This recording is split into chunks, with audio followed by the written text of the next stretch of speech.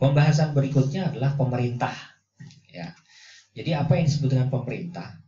Pemerintah adalah gabungan dari badan yang berada di dalam suatu wilayah. Ya. Baik yang bersifat eksekutif, legislatif, dan yudikatif. Itulah yang disebut dengan pemerintahan. Nah, di sini pemerintah dalam arti luas yaitu berdaulat, ya. Tetapi berdaulat gabungan, nah tadi saya katakan ya, gabungan semua badan atau lembaga pemerintah di wilayah suatu negara, yaitu badan eksekutif. Eksekutif itu pelaksana. Pelaksana itu kayak presiden, gubernur, itu pelaksana, itu eksekutif namanya. Kemudian ada badan legislatif. Fungsi legislatif dia mengawasi eksekutif. Ya. Segala hal yang akan dilakukan oleh eksekutif maka akan diawasi oleh legislatif. Legislatif itu seperti anggota DPR. Ya, DPRD itu legislatif. Ada yang disebut dengan badan yudikatif, ya, yang berkenaan dengan penegakan hukum. Seperti apa? Kejaksaan, Mahkamah Agung, kepolisian, itu namanya yudikatif. Jadi eksekutif itu seperti presiden, menteri, wakil presiden, gubernur, wakil gubernur, ya. Legislatif itu anggota DPRD, Dewan Perwakilan Rakyat Daerah, dan yudikatif itu seperti Mahkamah Agung, ya enggak? Hakim Agung, kejaksaan, kepolisian yang menegakkan hukum. Pemerintah dalam arti sempit adalah berdaulat sebagai atau badan lembaga yang mempunyai wewenang melaksanakan kebijakan negara yang terdiri dari presiden, wakil presiden, dan menteri. Nah, ada beberapa teori tentang pemerintahan. Pertama, menurut Koeman, pemerintah itu adalah proses interaksi antara berbagai pelaku dalam pemerintahan dengan kelompok sasaran atau berbagai individu masyarakat. Itu menurut Koeman. Menurut Ove, pemerintah merupakan hasil dari tindakan administratif dalam berbagai bidang dan bukan merupakan hasil dari pelaksanaan tugas pemerintah berdasarkan perundang-undangan yang telah ditetapkan sebelumnya. Nah ini gambaran, ya. Jadi pemerintah itu ada di atas. Pemerintah itu akan berinteraksi dengan masyarakat dan berinteraksi dengan swasta. Ya, jadi di negara kita itu ada 3 pihak sebenarnya. Ada masyarakat rakyat. Ada government yang bertugas untuk melayani. Jadi pemerintah itu bertugas untuk melayani masyarakat. Ada swasta. Ya, swasta ini biasanya profit oriented. Ya. Nah, government di sini ada pemerintah, swasta, dan masyarakat. Gitu. Pemerintah penghasilannya dari mana? Dari pajak yang dihasilkan oleh masyarakat, oleh rakyat. Tetapi kalau swasta enggak, dia tidak memperoleh pajak, tetapi dia mencari uang sendiri. Gitu. Nah, ketiga bagian ini berinteraksi antara satu dengan yang lainnya. Pemerintah butuh swasta untuk membangun infrastruktur, membangun jalan, membangun fasilitas, dan lain sebagainya. Pemerintah butuh masyarakat. Untuk apa? Mendukung roda pemerintahan. Masyarakat juga butuh pemerintah. Kenapa? Karena pemerintah berfungsi untuk melayani semua kebutuhan masyarakat seperti infrastruktur, kesehatan, pendidikan, dan lain sebagainya. Nah, karakteristik pemerintah itu apa? Yang pertama, kompleks. Ya, pemerintah, penyelenggara pemerintah perlu diterapkan dalam fungsi koordinasi. Makanya pemerintah perlu koordinasi karena dia kompleks. Semua bidang ada di situ, kehutanan, pertanian, peternakan, kompleks dia. Yang kedua, dinamis. Pengendalian steering dan kolaborasi, sehingga perlu adanya steering, kolaborasi. Jadi dinamis. Yang ketiga, keanekaragaman. Masyarakat kita itu beraneka ragam. Indonesia itu kan terdiri dari 18.000 pulau. Terdiri dari 200 bahasa. Terdiri dari 400 suku. Anda bayangkan beraneka ragam, gimana caranya menyatukannya? Makanya dia butuh pemerintah.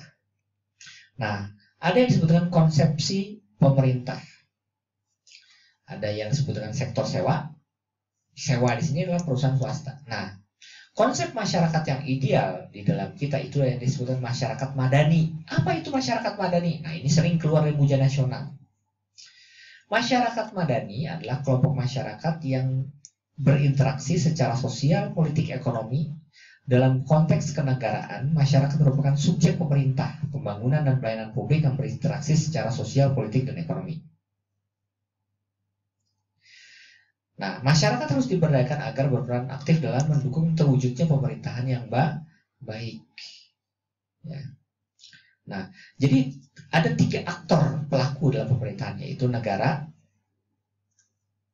pemerintahan, sektor swasta, dan masyarakat mandiri atau civil society, masyarakat yang mandiri. Dia mampu untuk berdiri sendiri. Nah, sekarang kita masuk, ada istilah good governance atau pemerintah yang baik.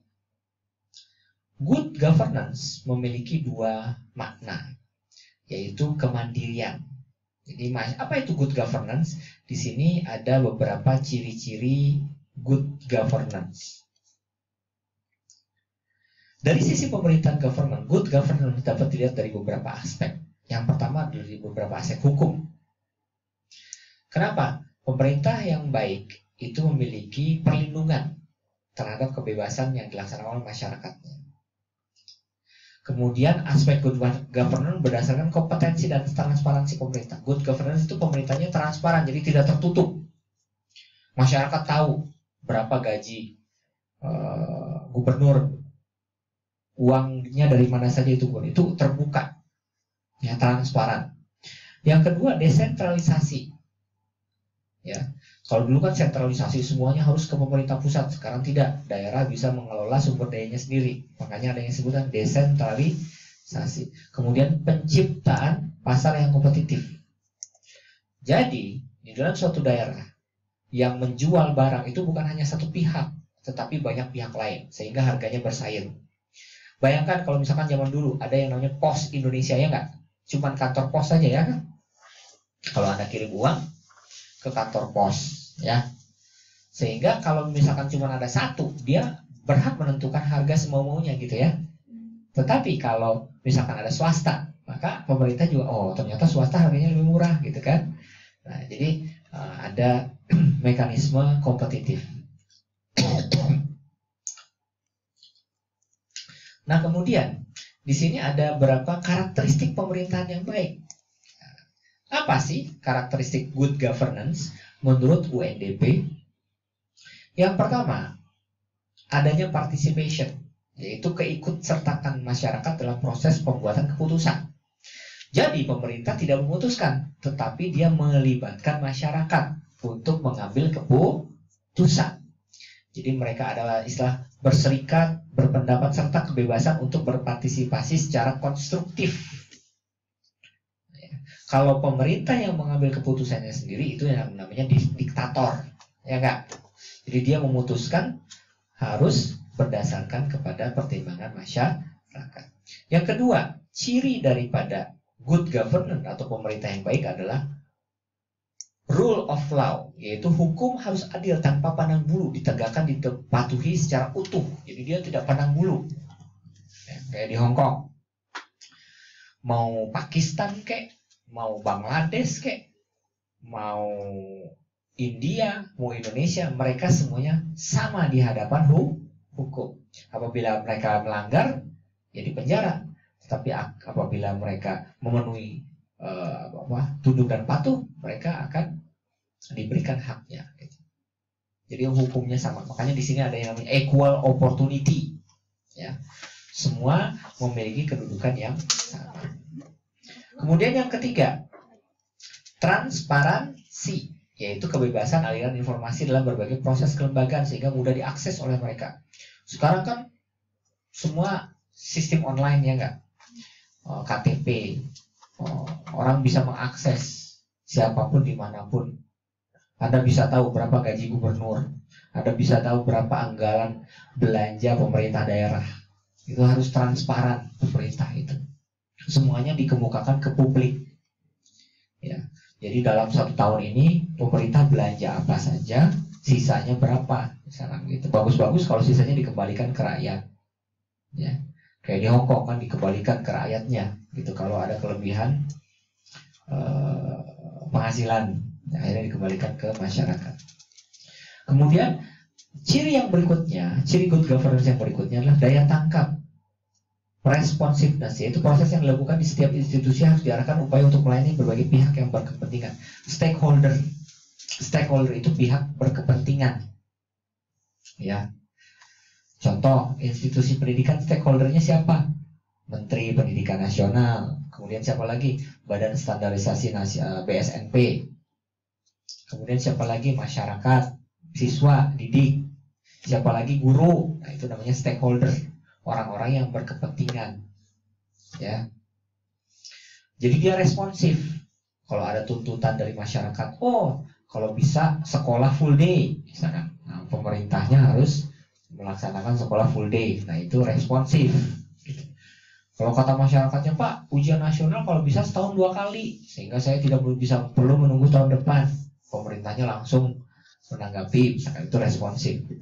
Kemudian berorientasi pada konsensus atau konsensus oriented, yaitu bertindak sebagai mediator bagi berbagai kepentingan yang berbeda untuk mencapai kesepakatan. Jadi pemerintah ini bertindak sebagai mediator, memediasi, tidak berpihak, ya.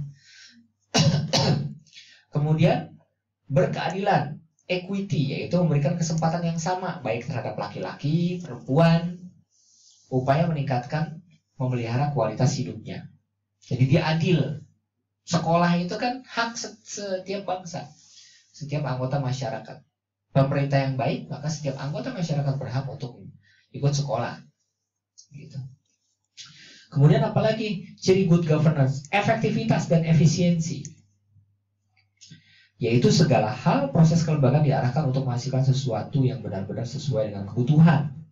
Apa itu efektivitas?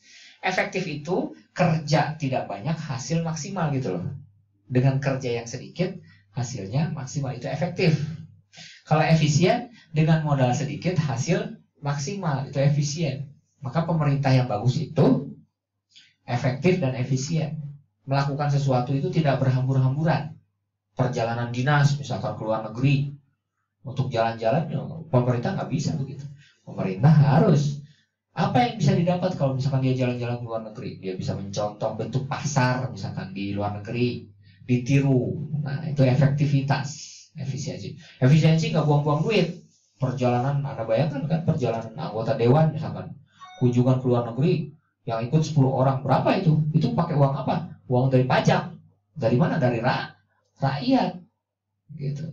Nah, itu kan nggak efisien. Makanya sekarang perjalanan dinas dikurangi kan. Orang-orang government tidak bisa ke luar negeri kalau tidak untuk sesuatu yang bersifat urgent, sesuatu yang bersifat penting. Kemudian apa? Akuntabilitas, accountability. Mengambil keputusan pemerintah, berani untuk bertanggung jawab kepada publik, kepada masyarakat.